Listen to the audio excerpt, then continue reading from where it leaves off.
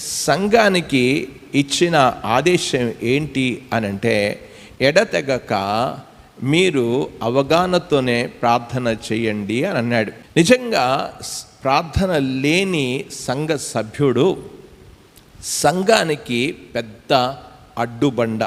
ప్రార్థన లేని సంఘ సభ్యుల వలనే సంఘానికి చేటు కూడా.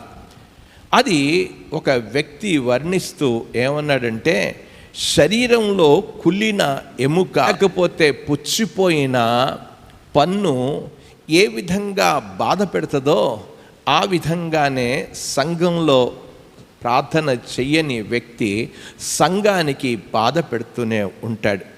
వారు సంఘానికి ప్రయోజకులు కాదు, వారు సంఘానికి వాళ్ళు కుళ్ళు అనే విషయాన్ని అర్థం కావడం లేదు.